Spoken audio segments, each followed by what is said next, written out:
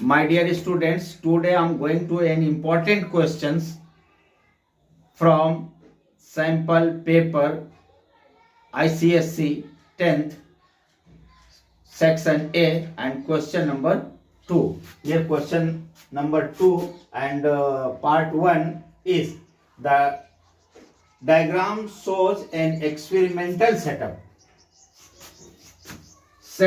for the laboratory preparation of pungent smelling gas. The gas is alkaline in nature. आप लोग देख रहे हो ये डायग्राम सेटअप है for the preparation of an pungent smelling gas. Understand? And here 4 questions are given on the diagram. And by seeing the diagram, you have to answer out the 4 questions given under this diagram. So my dear student, first of all of you have to understand this is the diagram setup of the preparation of a pungent smelling gas. Gas is a pungent smelling and gas is a alkaline in nature. So my dear student, seeing all these characteristics of the gas, we will give the answer of the provided questions based on this diagram. So first question is name the gas collected in the jar. Here first part, it means A part is asked which gas is collected in this jar. This is the jar. Understand? Which gas is collected? So my dear students, pungent smelling gas, the nature of gas is alkaline. So the gas collected in this jar is ammonia gas. Understand? So this gas is a ammonia gas, dry ammonia gas. Dry ammonia gas. My dear student, understand, this is the dry ammonia gas. Okay. Why it is dry ammonia gas? Because in the questions it is told very frankly that in this diagram setup, laboratory preparation of a pungent smelling gas and gas is alkaline in nature. My dear students, all of you know ammonia is a alkaline in nature. Understand why it is alkaline in nature? Because red litmus paper just becomes blue when it contact with the ammonia. It proves that the gas is alkaline in nature. Understand? Here and pungent smelling, आप सब लोग जानते हो कि ammonia gas very pungent smelling, यानी तीखा smelling होता है. आप लोग इसका फीलिंग टॉयलेट्स के अंदर देखते हो तो एक पंजेंट स्मेलिंग गैस होती है. वो पंजेंट स्मेलिंग गैस किस चीज की होती है? वो अमोनिया की गैस होती है. अंडरस्टैंड? तो overall by understanding the questions we come to the result that a part of this question 1, question 2 and part 1, A part is name the gas collected in the jar is ammonia. So the answer of A is ammonia. Understand? तो answer क्या हो जाएगा आपका? These are the answer. एक क्या हो जाएगा? Ammonia NH3 है ना. इसे हम लोग ने इसको किस तरह से गेस किया कि ये गैस क्या है? पंजेंट स्मेलिंग है और एल्कलाइन इन नेचर है. अंडरस्टैंड? तो seeing all these characteristics property of the gas, we decide the gas collected in the gas jar. This gas jar is ammonia. And my dear students, we see the second part of this question. Write the balanced chemical equations. हम लोगों को इस gas के formation का balance chemical equation लिखना है. क्या लिखना है? Balanced chemical equation. तो my dear students, all of you understood. This is the round bottom flask is tied on a stand, and here is a drying tower. In this drying tower there is a quicklime yani drying agent, calcium oxide. Here quicklime is here, calcium oxide. This is the calcium oxide. इसके अंदर calcium oxide होता है drying agent के form में. और जो भी gas इसके अंदर बनती है, और ये गैस जो है इस डिलीवरी ट्यूब से इस ड्राइंग टावर में पास होती है ना. यहाँ डिलीवरी ट्यूब से इस ड्राइंग टावर में आती है, और ड्राइंग टावर में क्विकलाइम यानी कैल्शियम ऑक्साइड रखा होता है. क्विकलाइम क्या करता है? वाटर को, मॉइस्चर्स को एब्जॉर्ब करता है, but doesn't melt in the same.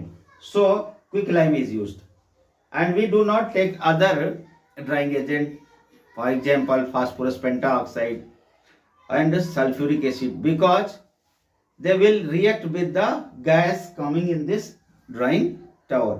So we will not take, because sulfuric acid, phosphorus pentaoxide, these are acidic in nature. So we take the drying agent calcium oxide, that is a basic in nature, and the gas also is the basic in nature. So there is no chance of the chemical reactions. All of you have understood. So now for the second part answer, write the balanced chemical equations. So my dear students, see NH4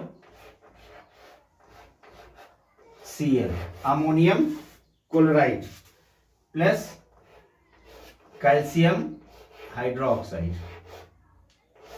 This is the calcium hydroxide, and it is heated.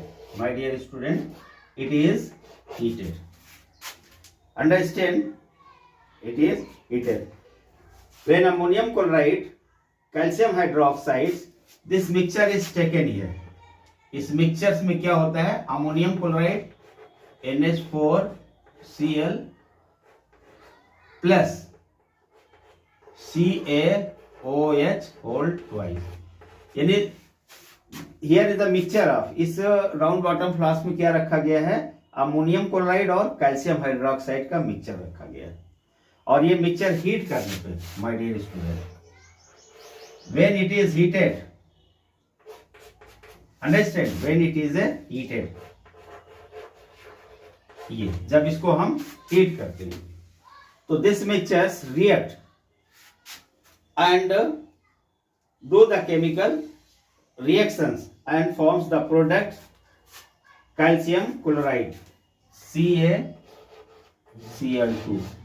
calcium chloride, water,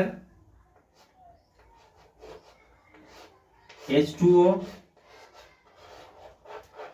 understand, and ammonia gas, NH3. Understand? For balancing, we will multiply by this 2, and this also 2 by 2. So 2 nitrogen here and 2 nitrogen here. 2 for the 8 hydrogen, or 2 10 hydrogen. Understand? So we will multiply it by 2. Water को 2 से हम multiply कर देंगे water, तो 2 to the 4 और 2 3 the 6, 6 4 10, यानी hydrogen दोनों side बराबर हो गया. तो this is the balanced chemical equation. This is the answer of B. Write the balance chemical equation for the above preparation. यानी इस प्रिपरेशन के लिए बैलेंस केमिकल इक्वेशन लिखना था, वो ये हमने लिख दिया. This is the answer of the second part of this question 2 and part 1. Understand? Now see, how is the gas being collected? My dear students, C part में इस क्वेश्चंस के ये पूछा गया है कि जो ये केमिकल रिएक्शन में जो गैस बनती है, माय डियर स्टूडेंट, इसके अंदर जो रिएक्शन होता है यानी अमोनियम क्लोराइड और कैल्शियम हाइड्रोक्साइड, इस केमिकल इक्वेशन के अकॉर्डिंग जब रिएक्शन करते हैं, रिएक्शन करने के बाद जब ये गैस अमोनिया बनती है तो ये अमोनिया इस तरह से डिलीवरी ट्यूब में आती है, फिर ये ड्राइंग टावर में जाती है। इसके अंदर ऑलरेडी क्या रखा होता है, quicklime as a drying agent, और ये ड्राइंग एजेंट से पास होकर के ड्राई हो जाती है, सूखी हो जाती है, और ये सूखी गैस इस गैस जार में कलेक्ट किया जा रहा है। लेकिन क्वेश्चन ये पूछा गया है कि इस गैस जार में इसको कैसे कलेक्ट करते हैं। तो my dear students, all of you have to understood that this gas is collected by the downward displacement of air। अच्छा, हम लोग इसको downward displacement of air क्यों कहते हैं? My dear students, ammonia gas form here and come from this place, and just from passing tube and through drying tube, and this comes from this nozzle like structure, and this go up side, है ना। ये ammonia gas ऊपर चढ़ती है, ऊपर चढ़ने के बाद इसकी बॉटम में गैस जार यानी इस गैस जार की बॉटम में स्ट्राइक टकराने के बाद एयर को नीचे, इसके अंदर जो एयर भरा हुआ है माय डियर स्टूडेंट्स, इस एयर को नीचे पुश करती है। जैसे अमोनिया गैस एयर से हल्की होती है और हल्की होने से एयर के ऊपर उठती है माय डियर स्टूडेंट, और जब ये के ऊपर उठती है, ये ऊपर जाती है, तो ऊपर यहाँ पे बॉटम पे चढ़ने के बाद भरी हुई गैस को नीचे दबाती है, और ये गैस नीचे दब कर के बाहर निकल जाती है, और उसे ये गैस ऊपर जाती है और नीचे की ओर दबाती है, और दबने पे ये एयर बाहर निकल जाती है, और ये गैस जो है एयर की जगह ले लेती है। इस तरह से अमोनिया गैस का कलेक्शन इस गैस जार में हो जाता है, और कलेक्शन के इस मेथड को हम लोग डाउनवर्ड डिस्प्लेसमेंट कहते हैं। तो आपके ये सी का क्या आंसर हो गया, how is the gas being collected, यानी gas is being collected by the downward displacement. तो इस सी का आंसर होगा आपका gas is collected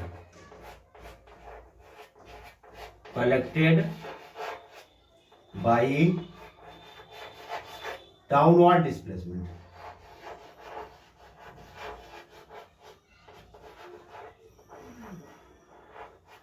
word displacement placement। okay, this is the answer of the C part। now D part, what is the purpose of using Y? यहां पे एक Y रखा गया है मेरे स्टूडेंट्स। इस वाई का पर्पस क्या है? वाई क्या चीज है आप जानते हो, पहले अभी तुरंत हमने इसके बारे में डिटेल किया कि ये वाई कैल्शियम ऑक्साइड है, क्विक लाइन। और इस क्वेश्चन में क्या कहा गया है, what is the purpose of using Y, यानी इस वाई का क्या पर्पस है। Y means quicklime. तो इस वाई का काम क्या है, ये ड्राइंग टावर में रखा हुआ है। कहां पे रखा हुआ है? ड्राइंग टावर में रखा है, और ड्राइंग टावर में रखा है तो इसका मेन काम क्या होता है, यहाँ से जो अमोनिया गैस बनती है वो मॉइस्चर्ड होती है। क्या कैसे होती है? मॉइस्चर्ड होती है, और इस मॉइस्चर्ड गैस को ड्राई करती है। तो my dear students, the answer of the D is for drying purpose. क्या आंसर हो जाएगा आपका? For drying purpose. तो डी का आंसर हो जाएगा फॉर ड्राइंग, फॉर ड्राइंग यानी सुखाने के लिए। और लास्ट पार्ट है, how will you find the jar is full of gas. और माय डियर स्टूडेंट, ये पार्ट में ये पूछा है कि हम कैसे मानेंगे कि ये गैस जो है, ये गैस जार जो है जो गैस से भर गई है। तो माय डियर स्टूडेंट्स, आपको ये जानना होगा, ये तय करना होगा कि किस कारण प्रूव करोगे कि ये गैस जार भरी हुई है। और आप सब लोग जानते हो गैस जार किससे भरी हुई है? अमोनिया से। अमोनिया क्या होता है? एल्कलाइन नेचर का, already mention in this question, है ना। The gas is alkaline in nature. और my dear students, for testing the alkaline nature की पहचान करने के लिए हम लोग क्या करते हैं? रेड लिटमस पेपर, यानी litmus paper wet with litmus paper wet, है ना। लिटमस पेपर जो होता है, वेट लिटमस पेपर, जब हम किस गैस के संपर्क में लाते हैं तो वो रेड लिटमस ब्लू हो जाता है। तो हम लोग क्या करेंगे? Red litmus paper, moist red litmus paper, हम इसके ब्रिम मतलब मुंह पे लाएंगे। ये गैस जार है, इस गैस जार के मुंह पे ऐसे लाएंगे, ये लिटमस पेपर ऐसे यहाँ पे लाते हैं। तो ये पहले से क्या है? रेड है। ये लिटमस पेपर क्या है? रेड है। ये लिटमस पेपर, लिटमस पेपर, ये रेड लिटमस पेपर है, रेड। और ये रेड लिटमस पेपर जब हम इसके ब्रिम यानी इसके माउथ पर लाएंगे गैस जार के, तो ये क्या हो जाएगा? Blue, proving that gas is alkaline in nature and gas is inside the gas jar. तो माय डियर स्टूडेंट, इस तरह से आपका ई पार्ट का भी आंसर हो गया कि how will you find the jar is full of gas. So by bringing the red litmus near the mouth of the gas jar, and red litmus turns into blue, so it proves the gas is filled with the gas jar is filled with the ammonia gas. Okay, my dear students, thank you. I tried my best to make you understand it very well. Have good day and enjoy. Prepare for your board examination. I request my dear students, all of you subscribe and share these videos that make us to do very good work. Thank you.